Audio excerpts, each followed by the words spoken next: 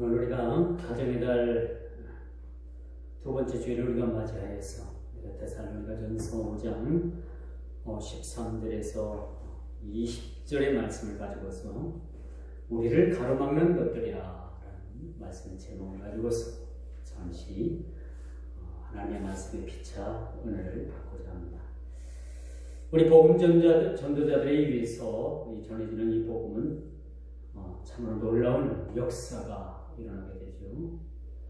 뭐라면 이 동쪽 나라, 고요한 나라에 코 크고 눈이 파란, 머리가 노란 그런 선교사들이 이 땅에 140년 전에, 한 30년 전에 들어왔습니다. 조상 대대로 유기문화의 지도로 있어서 그렇게 전민족이 온통 눈물의 백성이라고 하는 이 땅에 복음이 전해짐으로 인해서 이 땅에도 여명의 아침이 밝았다라는 사실을 우리는 너무나도 잘 알고 있습니다. 선교 100년이 좀 넘어서 5만 교회 또 그리고 1000만이 넘었던 그러한 교회로 성장할 수 있었다는 것은 하나님께서 일하시지 않으셨다라면 불가능한 일이었다. 대한민국이 지금 이 정도 잘 살고 또 복음의 국가가 되고 또 복음을 받아들여서 사람들의 그런 구원이 이루어지는 하나님 나라가 확장되는 그런 것들을 우리가 살펴보면서 참 이 땅이 복받은 나라라고 과연 말을 해도 틀리지 않은 말이라고 말씀을 드릴 수가 있겠습니다. 참 이 한반도는 전 세계적으로 분단 국가 중에서 유일하게 이 한반도가 분단 국가로 지금 남아있는데 그래도 하나님께서 뜻이 계셔서 이 나라를 분단 국가로 만드셔서 기도하는 하나님의 백성들을 기도거리를 만들어주셔서 기도하게 만들어준다는 사실입니다. 여러분, 우리가 신앙의 그런 온전한 믿음의 삶을 살기 위해서는 항상 하나님께서는 우리 삶의 정화의 그러한 일들을 허락하신다는 것이죠. 뭘 가지고 우리를 정하게 하실까? 뭘 가지고 우리를 믿음의 신앙 가운데 살게 할까? 그것은 하나님께서 우리에게 적절하게 기도 제목을 주신다는 것. 여러분의 기도 제목은 뭡니까? 다 다르죠. 그러나 우리가 한 가지의 공통적인 기도 제목이 있어요. 그 나라와 민족을 위해서 기도하는 것만큼은 우리가 한 가지 기도 제목을 가지고 있다는 거죠. 오늘 복음이 전해지기 위해서 많은 이 복음의 전도자들이 피를 흘렸습니다. 그래서 생명도 버렸습니다. 이 복음은 사망의 늪에서 생명으로 옮겨지는 큰 역사가 일어나게 되는 거죠. 유명한 병원이 여러분 사람 병을 잘 고쳐내는 병원들이 환자도 사실은 많은 겁니다. 그렇겠죠? 이 복음이라는 것은 죽을 영혼을 사망의 늪에서 생명으로 건져 올리는 그러한 아주 놀라운 그런 하나님의 역사라고 우리가 말씀드릴 수가 있겠죠. 그래서 복음은 말에서 끝나는 것이 아니고 하나님의 강력한 나라가 임재한다는 거죠. 여러분, 예수를 믿음으로 인해서 우리가 믿음의 신앙을 가짐으로 인해서 우리의 모든 전 세계적인 모든 삶이 여러분 뒤바뀌었다는 사실 여러분 알고 있습니까? 여러분, 우리가 이런 걸 모르고 우리가 예수를 믿는다는 것은 참 손해나는 일이라고 말씀드릴 수가 있겠습니다. 우리가 예수를 마음속에, 예수 그리스도를 마음속에 우리가 영접을 하고 믿음의 신앙으로 우리가 살기로 우리가 작정을 하면 우리의 온 전인적인 삶에 변화가 나타나게 됩니다. 옛사람은 십자가에 못 박아 죽고 이젠 그리스도 예수 안에서 우리가 새 사람이 되는 거예요. 그리스도 예수 안에서 우리의 모든 전인적인 삶이 변화가 된다는 사실을 우리가 알게 됩니다. 예수를 믿고 우리가 가장 큰 복은 뭐냐? 우리 삶이 변화된다는 거예요. 죽을 죄인의 삶에서 생명의 삶으로 우리가 옮겨진다는 겁니다. 더 이상 죄의 백성이 아닌 하나님의 백성으로 우리가 세상을 살아간다는 거죠. 그리고 우리에게 주어지는 거룩한 하나님의 의무가 우리에게 주어진다는 겁니다.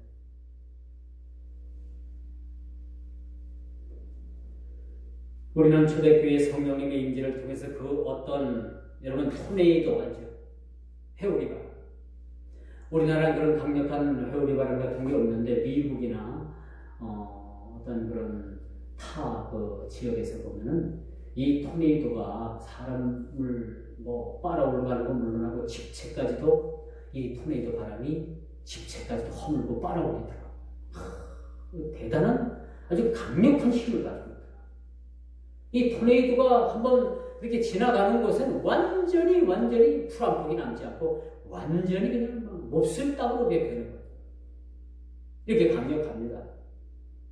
여러분 이처럼 세상의 힘이 그렇게 강력하고 여러분 지구가 지진이 일어나서 진도 6.0, 5.0 이상만 되면 막 난리가 나잖아요. 건물들이 막 허물어지고 사람들이 그 건물 밑에 깔려 죽고 땅이 갈라지고 바다에 해일이 일어가지고 쓰나미 현상이 나와가지고 해변을 덮치고 이 지진으로 인해 가지고 여러분 엄청난 그런 지구의 재앙이 불러오게 된다는 거죠. 모르긴 몰라도 여러분 마지막 때가 되면 이제 지진의 그런 활동이 점점 더 심해질 겁니다. 마지막 때가 되면 기근과 지진과 여러 곳에서 많은 그런 어려움, 그런 어떤 이상기온 이것들로 인해 가지고 마지막 지구의 종말을 알리는 그러한 모습들을 우리에게 알려주게 된 거죠. 지금의 지진보다도 훨씬 더 많은 지진들이 일어나고 지금 우리가 겪었던 지진보다도 훨씬 더 많은 그런 강력한 그런 지진들이 이 지구에 이제 출현하게 될 겁니다. 그때 되면 여러분들 이제 마지막 때가 가까워 오는구나 라는 것을 우리가 느끼게 될 거거든요. 그런데 여러분 우리 초대교회 여러분 성령의 강력한 임재는 이 지구상에서 그 어떤 일본 히로시마 나가사키에 떨어졌던 그 원자 폭탄보다도 훨씬 더 강력한 그런 성령의 임재가 임했다는 사실을 우리가 역사를 통해서 알게 되는 거죠. 지금으로부터 2000년 전에 예루살렘 마가다라 광에 120명 누가 전혀 하나님께서 너희를 위해서 보내주시겠다고 하신 보혜사 성령을 기다리면서 그들이 기도했을 때 어느 날 갑자기 호련히 하늘로부터 강력한 성령의 임재를 그들이 경험하게 되죠. 불이 갈라지는 혀 같은 그런 모양, 강력한 지진이 일어나는 그러한 현상. 성령님은 이 땅에 강림하셨다는 사실을 우리가 알게 되는 거예요. 오늘 이 본문의 말씀도 마찬가지예요. 바울 사도에 의해서 전해진 이 복음은 데살로니가 지역이 더 이상 세상 권력으로부터 지혜를 받지 않는, 세상으로부터 영향을 받지 않는 온전히 하나님의 지배를 받고 하나님의 뜻과 명령을 쫓은 그런 거룩한 교회가 되었다는 사실을 오늘 본문을 통해서 우리에게 알려주고 있습니다. 더 이상 이 데살로니가 교회는 세상의 권력으로부터 세상의 영향력을 받는 그런 교회가 아니라 세상의 영향을 줄 뿐만 아니라 하나님의 영향을 받는 교회가 되었다는 사실을 우리가 보게 되는 거죠. 오늘 한국교회가 많이 많습니다. 한국교회는 교회들 때문에 세상 사람들부터 욕을 얻어먹고 교회 목사들 때문에 세상 사람들부터 욕을 얻어먹는다는 소식을 여러분들이 들은 바 있습니다. 이게 틀린 말이에요. 대형교회에서 터지는 그런 피해가 서울 무슨 교회는 800억이라는 교회 피자금을 담임 목사님하고 회계 장로님만 알고 그 비자금을 800억을 조성을 했어요. 문제는 어디서 터졌느냐? 800억을 맡은 이 장로님이 그 돈을 뺏기 시작을 한 거예요. 근데 이 비자금 800억을 모아놓은 것을 어떤 교인도 몰랐고 두 사람만 알았고, 담임 목사님하고 회계 장로님하고. 회계 장로님이 그 돈을 뺏어서 개인적으로 유용을 했어요.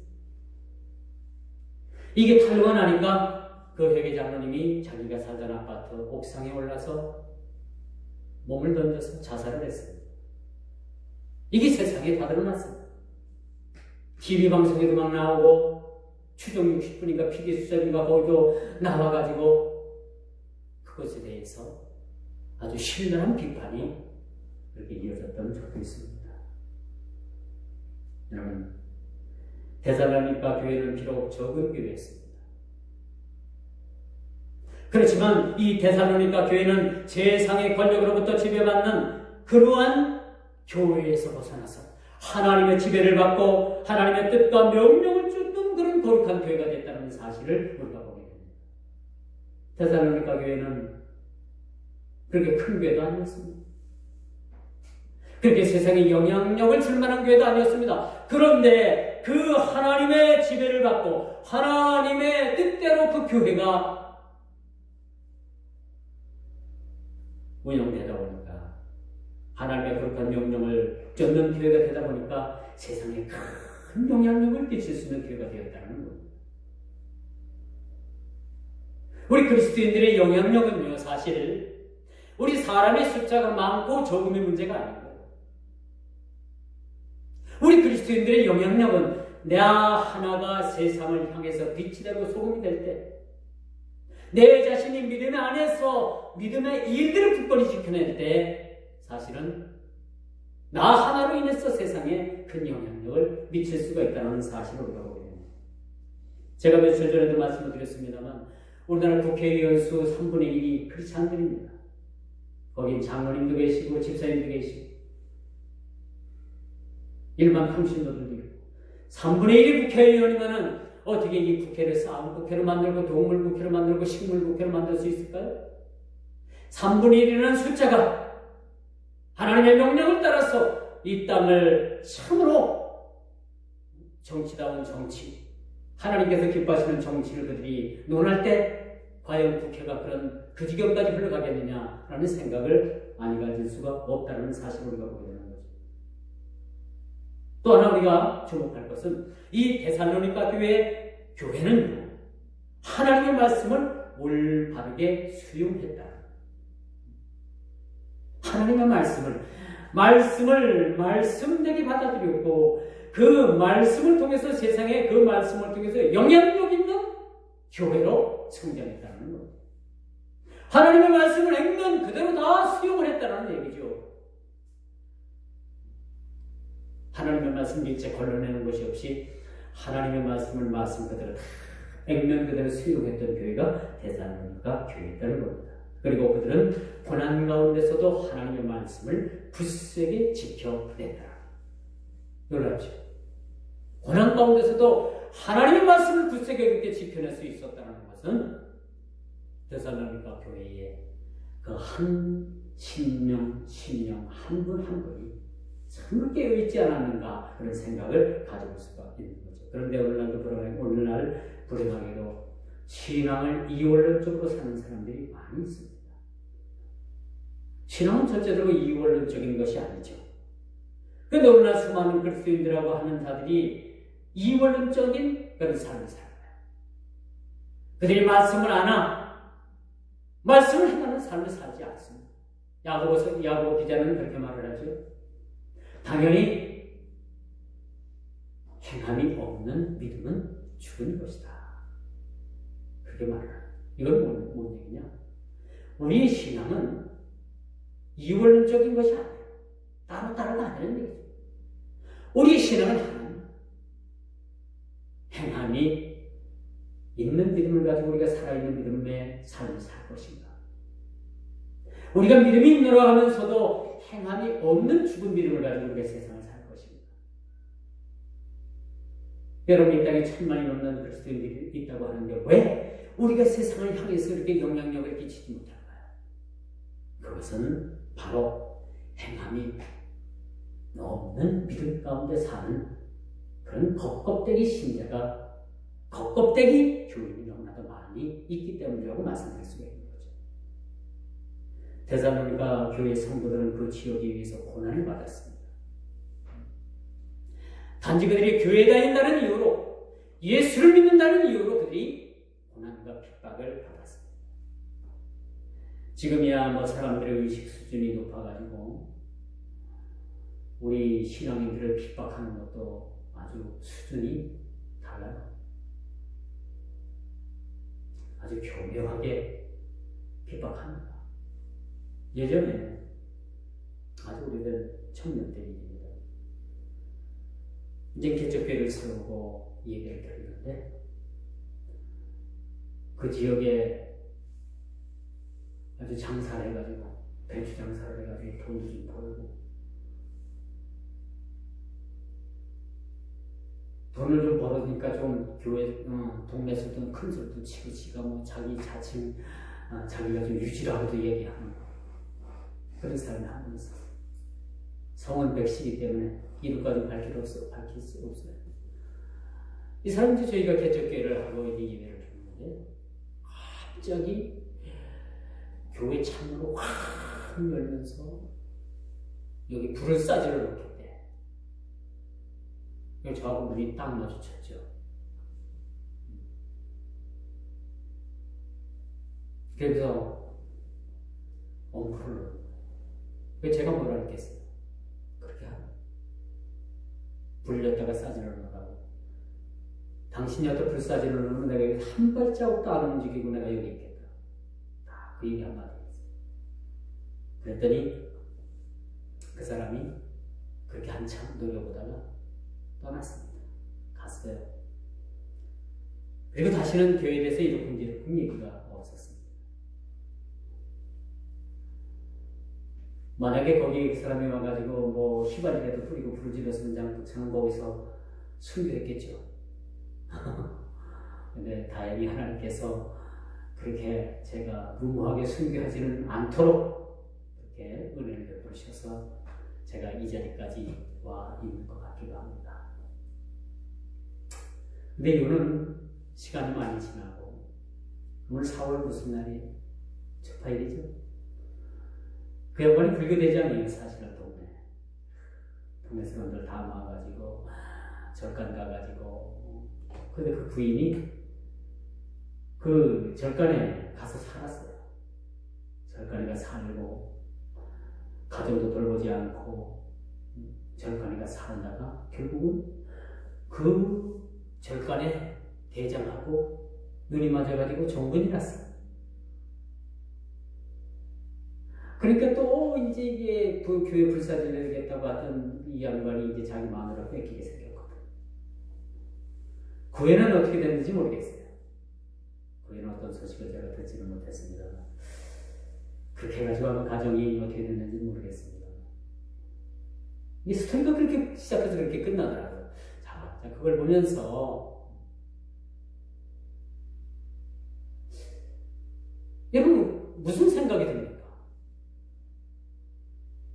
하나님께서는 그렇게 복음을 반대하는 자들을 어떤 방법이든지 막으신다는 사실을 알아야 됩니다. 제가 왜 그런 말씀을 드리냐면요, 이 마지막 우리가 읽었던 이 종간들에 보면은 사도 바울이 데살로니가 교회를 가려고 몇 번이라도 그렇게 힘쓰고 했었지만 누가 막아요? 사탄이 막았어요.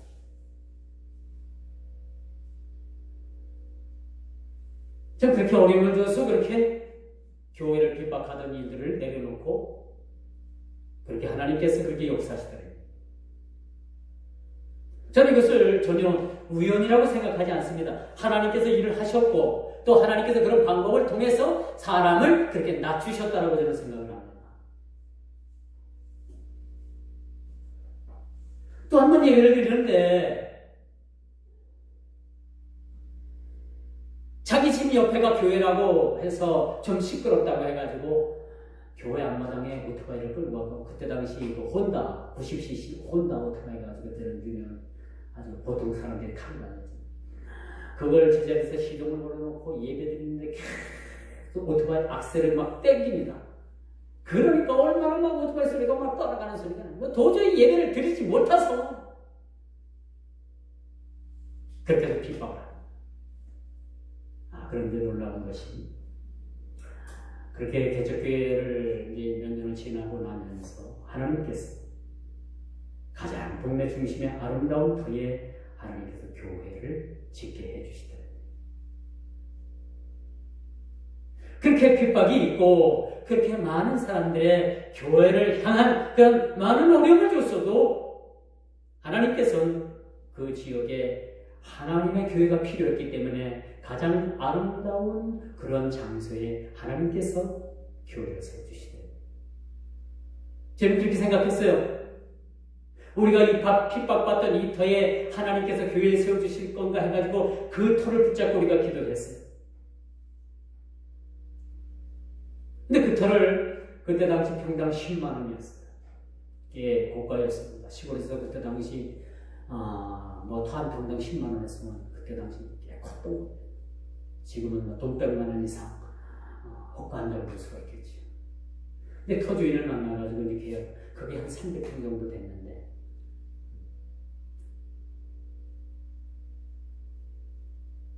어떻게 그 현금을 만들어가지고 그걸 사기로 딱 만났어요. 그 터주인이 그때 당시 축협 조합장이었어요. 천주 축협 조합장이었기 때문에 잘 나가는 거였어요. 그래가지고 만나서 팔기로 하고 약속을 하고 헤어졌는데 그만 오늘 갑자기 안 판다는 거야. 왜 그러냐 그랬더니 동네에서 압력을 낸다는 거야. 당신 그곳에 터를 팔아가지고 거기서 그 교회 거다가 교회를 짓기만 하면은 당신 두고 가 알았어. 그러지가 압력을 냈다. 그래서 캔슬했어요. 근데 우리 너무나도 실망이 많았죠. 그래서 또 하나님 앞에 기도합니다. 그랬더니 하나님께서 더 좋은 터를 허락하셔서 아름다운 교회를 그렇게 짓게 만드시더라고요. 오늘 데살로니가 교회 성도들은요, 그 지역 사람들에서 얼마나 많은 핍박을 받았는지 그렇게 핍박을 받고 그렇게 핍박 가운데서 그들에게 하나님께서 허락한 그렇게 핍박 중에서도 하나님께서 데살로니가 교회 성도들을 믿음으로 말미암아 성장시켜 주더라는 얘기예요.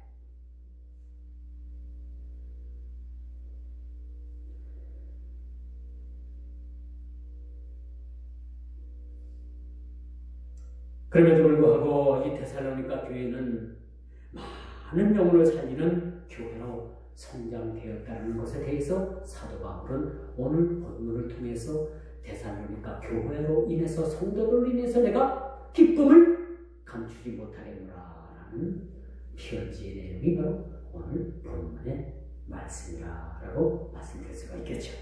자, 이것이 하나님 나라의 확장의 아름다운 모습이라고 볼 수가 있습니다. 여러분, 하나님 나라는 교회는 어찌 되었든 간에 하나님 나라를 위해서 그렇게 성장해 가는 거죠. 하나님 나라는 그 어떤 세상의 세력도 하나님 나라의 확장을 막을 수가 없는 거예요.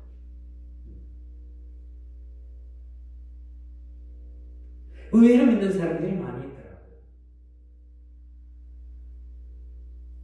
근데 만나보면 믿는 척을 안 해요. 자기가 크리스찬이라고 자기 소개를 하지 않습니다. 그런데 그들과 자주 만나보고 자꾸 만나보면 사실은 제가 어느 교회 다닙니다. 제가 어느 교회 집사입니다.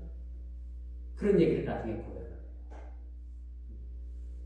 제가 요즘 불평동을 옮겨가지고 운동을 합니다. 충북대에서 운동을 했는데 거기 전라도 분이 한 분 계시는데 저는 뭐 지역적인 그런 이야기하고 싶지도 않고 다 사람 나름이라고 생각해요. 그 전라도 사람이 하나 있는데 얼마나 운동을 하면 그렇게 좀 지저분하게 하는지.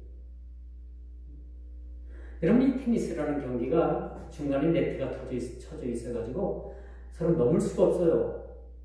얼마나 신사적인 경기인지 몰라요. 자기 앞에 오는 공만 넘겨주면 되는 거예요. 다른 경기 운동은 막 치고 받고 막 부딪히고 뭐 여러분 UFC 경기하는 것이 가끔 보면 아이고 왜 저런 거 하나 우리가 터져갖고 막 피가 절절 흐르고. 그런데 여러분 이 테니스 경기 여러분 지금 우리나라는 이 골프가 아주 유행이고 뭐 골프가 뭐 있는 사람들 운동이고 뭐 대단한 것 같지만 유럽을 가면요 골프보다도 테니스가 굉장히 인기가 있는 운동이고 다들 자기들 정원에 테니스장이 한 코트 정도는 다 있어요. 집안에. 그렇게 해서 집안에서 테니스를 즐기는 거예요. 이렇게 유럽에서는 대단합니다. 이 테니스. 근데 그 운동을 하면은 그렇게 공을 갖다가 사람 일부러 막 맞추고 사람한테 막 때리고 그런 양반이 한 번 있었어요. 그래서 제가 한 2, 3년간 꾸준히 참았어요. 근데 한 날 운동을 하는데 2번을 한 번 경기에서 그렇게 하더라고요. 그래서 제가 그랬죠. 꼭 그렇게 하시면 안 되겠습니까? 그랬더니 나보고 말이 안 돼. 그 말 한마디 딱 했어요. 제가. 그래가지고 그때는 안 되겠다. 이 사람 뭔가 좀 한번 따끔하게 해야겠다 해가지고 제가 그냥 막 퍼붓죠. 퍼부고 저보다 나이가 적었으면 제가 한 대 때렸을지도 몰라요. 너무너무 참 이게 전라도 사람이라는 건 아니에요. 제가 처음 초두에 전라도라는 말을 꺼냈지만 그래서 그쪽 사람들이 욕을 먹는 거예요. 욕먹을 짓을 하고 여기 우리 성도들 간에 그쪽 계신 분 없죠? 우리끼리니까 욕먹을 짓들을 해요. 그래서 제가 아주 버정을 고칠까 하다가 내가 목사고 그렇게 또 뭐할까. 그래서 내가 조용히 그쪽 문으로 나가는 거 안 가고 이제 딴 데로 나갑니다. 다른 곳에 나갔더니 예전에 제가 6, 7년 전에 나갔던 데요. 운동을 했던 데인데 사람도 많이 바뀌었어요. 그래가지고 모든 사람들이 막 이제 저에 대해 관심이 있고 제가 목사라고 하니까 그러다가 나중에는 이제 슬슬 고백들을 합니다. 사실 목사님 제가 어느 교회 집사입니다.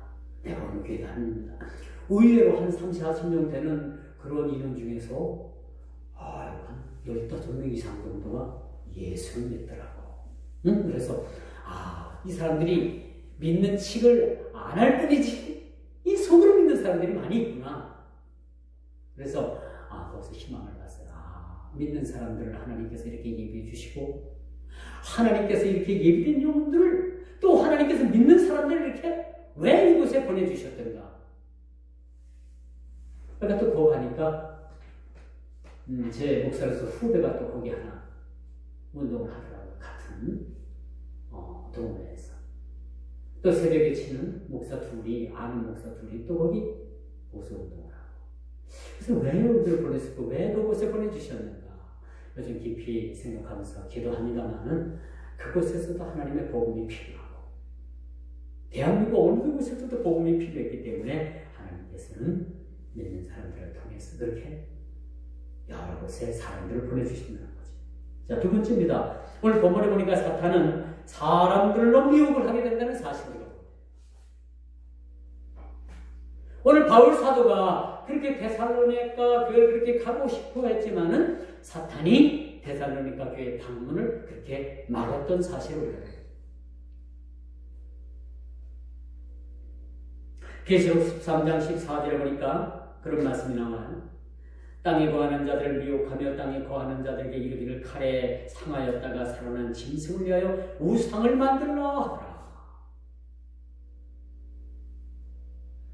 이것이 사탄의 세계, 사탄이 세상을 향해서 미혹하는 겁니다. 우상을 만들려는 여러분 때가 가면 갈수록 여러분 우상을 섬기는 자들이 왜 이렇게 가증한 것들을 이렇게 많이 만들어 놓는지 몰라요. 몇 년 전만까지만 해도 그들은 뭐 등 하나 들고서 시가 행진을 했는데 지금은 보면 뭐 온갖 괴물 현상, 온갖 그런 모든 것들 형상들을 만들어 가지고 곳곳에 그것을 배치해놓고 뭐 오늘도 연등 행사 뭐 무슨 시가 행진을 뭐 한다고 하잖아요. 보면 괴괴하고 보면 너무나도 그냥 토할 것 같은 그러한 미혹거리를 얼마나 많이 만들어놨는지.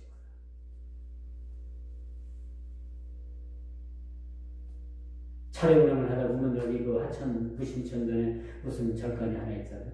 거기 보니까 마당에 온갖 그 잡다한 그런 짐승의 모양들을 만들어 놓고, 저 오암동 무슨 한마음 사는 그 앞에 가보니까 이상한 것들을 만들어가지고 창신수도 옆에 그걸 만들어가지고 그걸 뒤집어 씌워놓고, 이 사람들은요, 이 마지막 때가 가면 갈수록 이 사탄 마귀는 온갖 우상을 만들어서 우리를 미혹하는 일들을 서슴지 않고 있다는 사실을 보게 됩니다. 거짓과 미혹으로 말미암아 진리에서 떠나 심한 죄를 짓게 하고요, 마음을 혼미하게 하여 그리스도의 영광의 복음에 강체가 비치지 못하도록 혼미하게 만들고 미혹하게 만든다는 사실들을 우리가 보게 됩니다.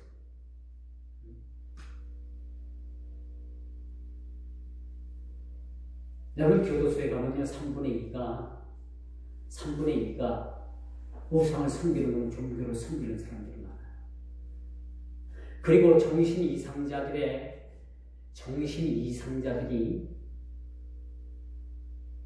많이 나오는 그런 집이 우상을 많이 섬기는 집이에요. 요즘 뭐 말이 좋아서 좋은 소리 나잖아요. 그 옛날 말은 뭐예요? 그냥 정신병이에요. 이 요즘 이제 그걸 조금 그거 부르는 것도 뭡니까 거기에 좀 저축된다 해가지고 조현병이라고 하지만 엄밀히 따지면 정신병. 왜 그런 자들이 많이 나타난다고 생각합니까?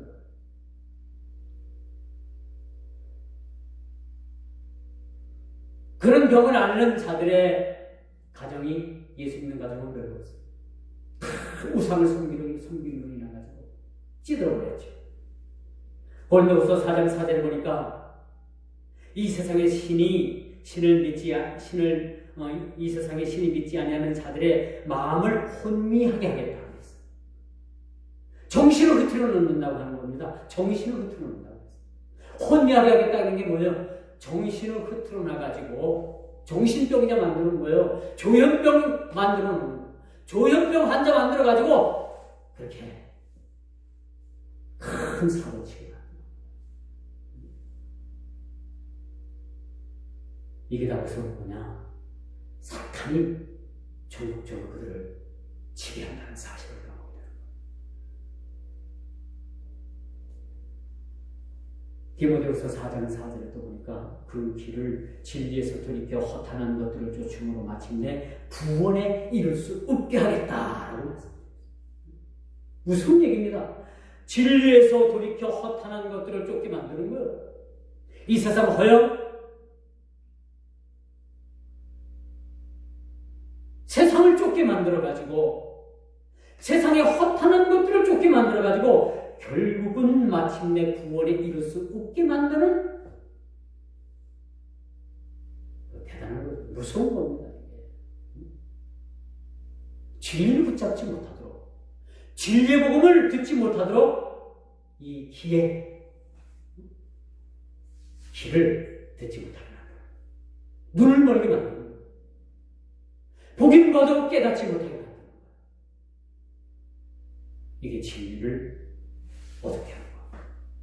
마침내 구원을 받지 못하도록 그 사탄은 여러 가지 방법을 통해서 여기 역사한다는 사실을 우리가 보게 돼요.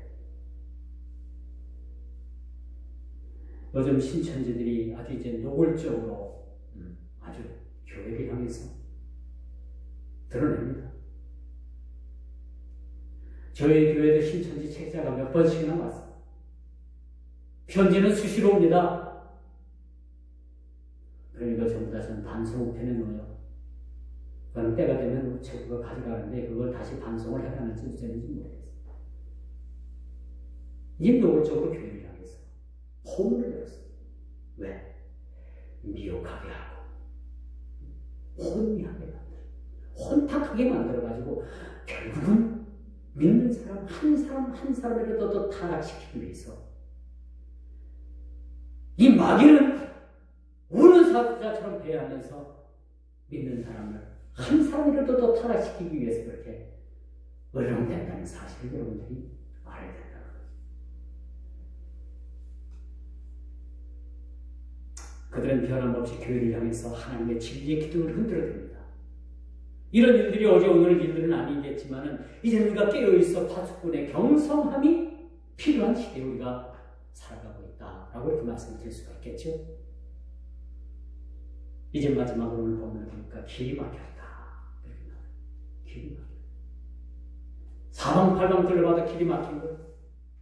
오늘 사도가 데살로니가 교회를 향해서 가고 싶어도 사방팔방 어느 한 곳 갈 길을 막았음으로 인해 가지고 바울 사도가 데살로니가 교회에 가는 것을 포기했습니다. 그리고 자기 사랑하는 애제자 디모데를 데살로니가 교회로 보내는 모습. 당신께서 못 가시니까 그 제자 디모데를 데살로니가 교회로 보내는 모습으로. 누가 막았다고요?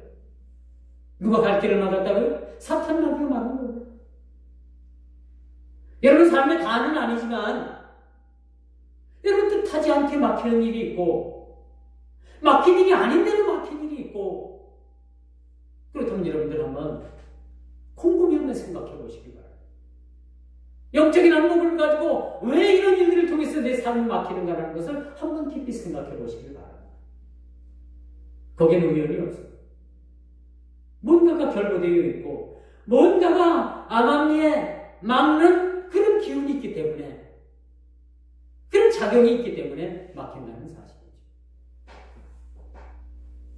오늘 데살로니가 교회의 성도들이 그 지역 사람들로부터 엄청난 핍박을 받았습니다. 교회가 당장 문을 닫을 것 같았지만은 그런 핍박 속에서 데살로니가 교회 성도들에게는 그들에게 믿음의 신앙이 성장하는 계기가 되었던 오늘 본문에 보니까 막상 그 유대인 지역에 세워졌던 교회가 누구 때문에 어려움을 당합니까? 유대인들 때문에 어려움을 당했던 거예요. 그렇게 어려움을 당하고 나니까 유대교회 그 지역에 세워졌던 교회가 비록 유대인들에 의해서 엄청난 핍박을 받고 어려움을 당했지만 어려움과 핍박 속에서도 그들이 사실은 교회 안에 가만히 들어와서 자칭 유대인이라고 하는 자들을 배척한 사실. 요한계시록에서 그런 글을 칭찬했잖아요, 우리 주님께서. 근데 그들이 진짜 유대인이 아니라 우리 주님께서 밝히 말씀하시잖아요. 그들이 유대인이라고는 하지만은 진짜 유대인이 아니라 사탄의 배라라고 얘기했어요. 사탄의 무리라는 것을 우리가 예수님께서는 가르쳐주고 있다는 사실. 지금도 여러분, 저와 여러분들의 삶에 얼마나 많은 그런 가로막는 힘의 작용의 원리가, 힘의 작용이 지금도 미치고 있는지 여러분 알고 계십니까? 엄청나게 여러분, 그 작용이 대단한 겁니다.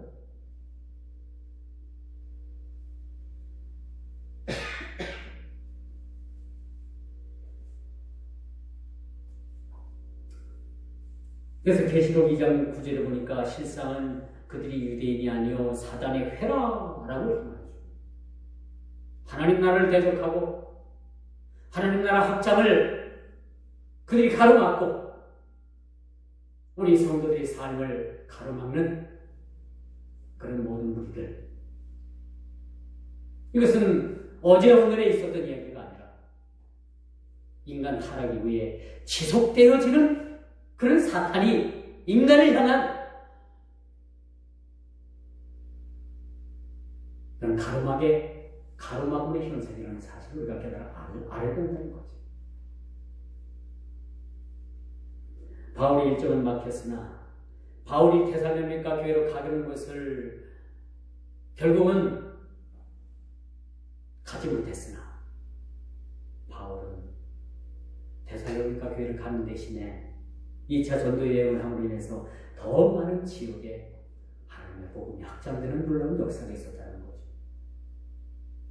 이 사탄이 하는 일들을 우리가 무서워하고 죄를 겁을 먹고 사탄이 하는 일들에 우리가 포기를 한다. 우리 해야 할 일들을 포기한다면 이것은 사탄의 승리를 안겨주는 결과밖에 되지 않는다는 사실을 우리가 봅니다.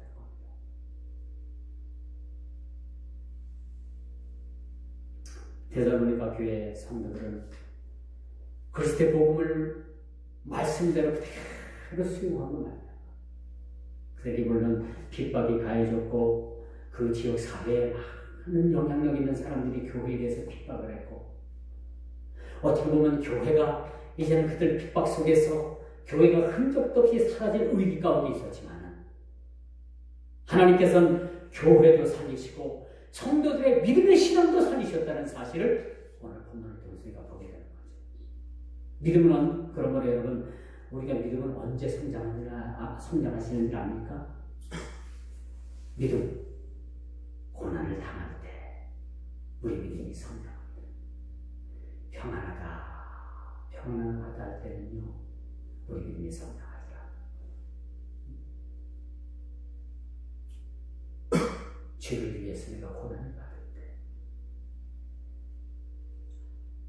우리가 복음에 고난의 짐을 짊어질 때, 비록 우리 짊어진 짐은 무겁지만 거기서부터 우리 믿음의 신앙이 성장이라. 고난이 없는 믿음의 성장 없습니다. 여러분, 교회는 순교자의 피를 말아먹고 사는 것이, 성장하는 것이 교회. 시골에서 교회를 짓겠다고 했더니 다 떠나가요.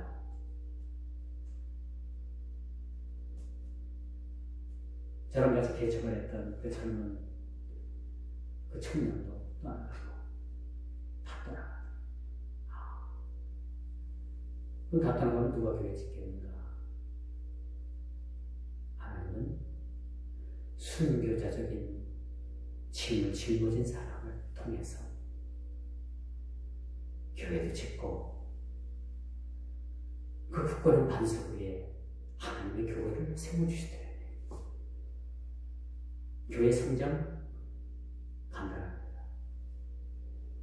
여러분 스스로가 먼저 하나님께 순교자적인 삶을 사십시오. 교회는 순교자의 피를 빨아먹고 성장하는 것이 교회입니다. 누군가가 순교해야 돼. 누군가. 그렇지만 교회가 성장합니다.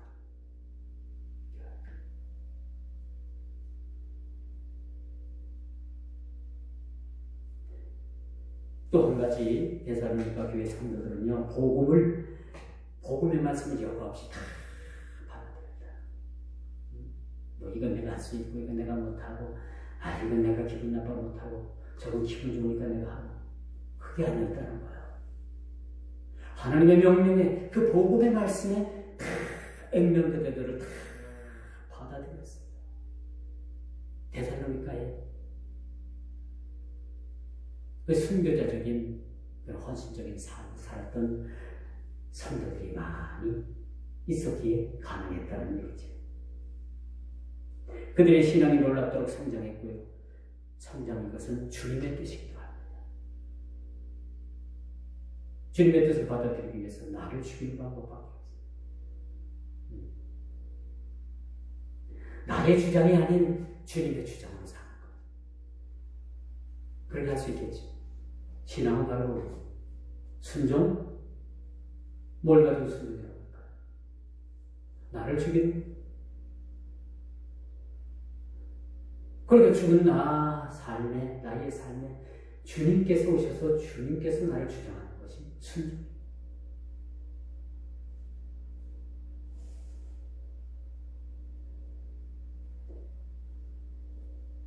신자의 아름다운 믿음의 성장, 교회의 성장, 오늘 데살로니가 교회를 향한 우리 사도 바울의 칭찬, 이것이 곧 주님의 칭찬이기도 합니다만은, 이런 칭찬 속에서 교회는 성장할 수가 있었다는 거죠. 단 데살로니가 지역에 핍박이 없었고 그렇게 고통하는 문제가 없었다면 이처럼 주님으로부터 칭찬받는 교회가 될 수는 없었습니다. 그러나 이 데살로니가 교회는 그렇게 힘들고 어려운 상황 가운데서도 그 지역의 많은 핍박자들 가운데서 성장할 수 있었던 그 원동력은 그렇게 핍박이 있었기 때문에 그들이 일사각오로 믿음의 신앙을 지킬 수가 있었다. 우리 노예 어떤 목사님이 교회를 짓는데 민원이 막 들어가가지고 도저히 교회를 질 수가 없는 정식적으로 건축허가 내가지고 그 구청으로부터 정식 허가가 떨어져서 건축을 하는데 그 주위에서 민원이 많이 들어가서 결국은 교회 짓는 것을 중단을 했어요. 그리고 이제 이 목사님이 고발을 하려고 검찰청들 가가지고 조사를 받는. 이 목사님은 뭐 진짜 아닌 게 아니라 어떤 불법을 저지른 것도 아니고 뭐 공정 나온 대로 그대로 해서 짓다 보니까 뭐 주위에 주민들로부터 고발당해가지고 들어가서 조사를 받는데 경찰서를 가든 검찰청에 가든 제가 있던 어떤 사실 기분 좋은 건 아니잖아요. 마음이 좀 한편에 좀 그렇잖아요. 그렇죠? 이 마음 목사님이 굉장히 마음에 부담을 느꼈대요. 기도했다면 그래도 마음에 참 부담이 많고 마음이 너무나도 좀 그렇더래요. 그래서 검찰청에 이제 불려가는 그날까지 가서 대기하고 있는데 검사가 불러드려요.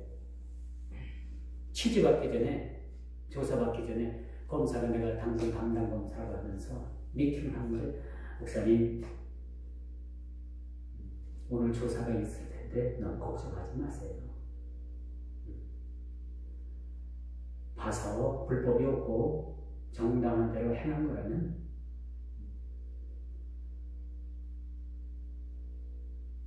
그냥 돌려보내겠습니다.